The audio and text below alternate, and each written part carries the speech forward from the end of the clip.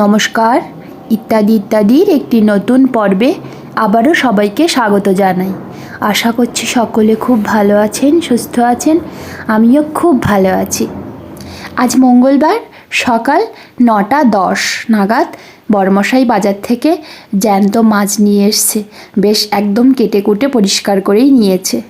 আমি শুধু ধুয়ে নিয়েছি আর আমার প্রয়োজন অনুযায়ী মাছ নিয়ে একটু লবণ হলুদ মেখে নিচ্ছি।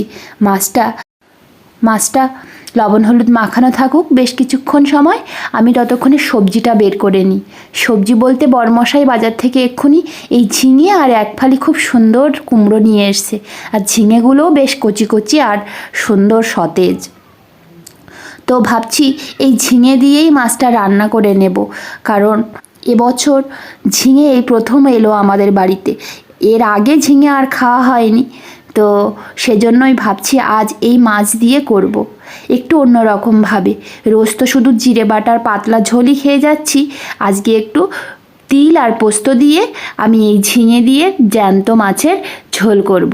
সেটা কেমন করে করছি চলুন দেখে নেওয়া যাক। ঝিঙের সাথে আমি সেই লম্বা লম্বা সাইজ করে একটা আলুও কেটে দিয়েছি। খুব কম পরিমাণ শিলে পোস্ত আর তিল বেটে। ব্যাস বাটাবাটি কাটাকাটির ঝামেলা একদম হয়ে গেছে। এবার শুধু মাছগুলো ভেজে তুলে নিলেই হয়ে গেল। মাঝখানে আমি কড়াই তেল গরম করে আমার লবণ হলুদ মাখানো মাছগুলো কিন্তু দিয়ে দিয়েছিলাম। আর এই যে দেখুন মাছগুলো লাল লাল করে ভাজাও হয়ে গেছে। আর জ্যান্ত মাছ বেশি না ভাজলেই ভালো হয়, কিন্তু একটু না ভাজলে না, এই যে এখানকার মাছ দেশের পুকুরের মাছ হলে আলাদা কথা, কিন্তু এখানকার মাছ একটু ভালো করে না ভাজলে যে কেমন একটা শ্যাওলা গন্ধ আসে। তাই জন্য আমি ভেজে নিয়েছি খুব সুন্দর করে। আর এখন কড়াইতে যে তেল আছে ওই তেলেই আমি আলুগুলোকে সুন্দর করে ভেজে নিচ্ছি। আলুগুলোকেও আমি কিন্তু ঝিঙের মতো সাইজের কেটে নিয়েছি বেশ সুন্দর করে। সবজিটা যদি সুন্দর করে না দেখতে হয় তাহলে কিন্তু রান্নাটাও দেখতে ভালো হয় না আমার মনে হয়। আলুগুলো লাল লাল করে ভাজা হয়ে গেলে ওর মাঝখানটাতে একটু জায়গা করে নিয়ে কালো জিরে ফোড়ন দিয়ে দিয়েছি। আলুটা আমি বেশ সুন্দর করে এখানেই ভেজে নিয়েছি, সিদ্ধ হয়ে গেছে। আর এবার ওই কালো জিরে ফোড়ন থেকে একটা সুন্দর গন্ধ আসলে আমি কেটে রাখা লম্বা লম্বা ঝিঙেগুলোও এখানে দিয়ে দেব। ঝিঙেগুলো দিয়ে বেশ সুন্দর করে নেড়ে চেড়ে আমি ওই মশলার সাথে মিশিয়ে নেব।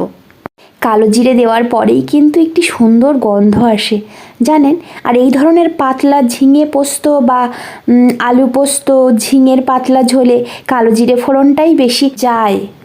যাই হোক, আমি স্বাদ অনুযায়ী লবণ আর হলুদটাও এখানে দিয়ে দিচ্ছি। দিয়ে বেশ সুন্দর করে এই সবজিগুলোর সাথে মিশিয়ে নেব। বেশ খানিকক্ষণ ঢাকনা দিয়ে ঢেকে রেখেছিলাম। তারপর ঢাকনাটা খোলা মাত্রই ঝিঙেটা কি সুন্দর নরম হয়ে গেছে। ওর ভিতরেই আমার বেটে রাখা তিল আর পোস্তটা দিয়ে সুন্দর করে মিশিয়ে নেব। মিশিয়ে নিয়ে আর বেশিক্ষণ অপেক্ষা করব না, আর ওটা ভাজারও কোনো দরকার নেই। আমি শিল ধোয়া যে জলটা ছিল সেটা ফেলে দিইনি, রেখে দিয়েছিলাম, কারণ পোস্তর যা দাম আর ওই শিল ধোয়া অনেকটাই পোস্ত ছিল, তাই জন্য আমি সেই জলটার সাথে আর একটু জল মিশিয়ে পুরোটাই দিয়ে দিয়েছি। বেশ কিছুক্ষণ ঢেকে রেখেছিলাম ঝোল দেওয়ার পরে। এখন দেখছি ঝোলটা সুন্দর টকবক করে ফুটে উঠেছে। এবার আমার ভেজে রাখা মাছটা দিয়ে দিয়েছি।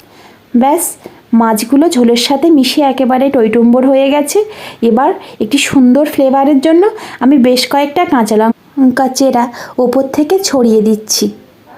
এটাও অপশনাল, কিন্তু আমার ভালো লেগেছে তাই জন্য আমি দিয়েছি।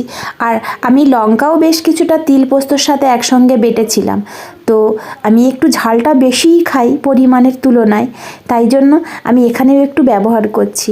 আর রান্নার আর বাকি নেই, নামানোর আগে সামান্য কয়েক দানা চিনি আমি ওপর থেকে ছড়িয়ে দিয়েছি, খুব কম পরিমাণে। ব্যাস রান্না আমার একদম রেডি হয়ে গেছে। এবার নামিয়ে সুন্দর গরম ভাতের সাথে পরিবেশন করলেই হয়ে গেল। আপনাদের আমার এই রেসিপিটা কেমন লাগলো অবশ্যই কমেন্ট করে জানাবেন। জানি খুবই সাধারণ, কিন্তু আমি যতটুকু পারি ততটুকু করার চেষ্টা করি আর কি। আপনাদের যদি ভালো লেগে থাকে তাহলে লাইক, কমেন্ট, শেয়ার, সাবস্ক্রাইব করে অবশ্যই আমার পাশে থাকবেন, আমাকে এগিয়ে যেতে সাহায্য করবেন। আজ তাহলে এখানেই শেষ করছি। আসবো আবার নতুন একটি পর্ব নিয়ে। সকলে খুব ভালো থাকবেন, সুস্থ থাকবেন। নমস্কার।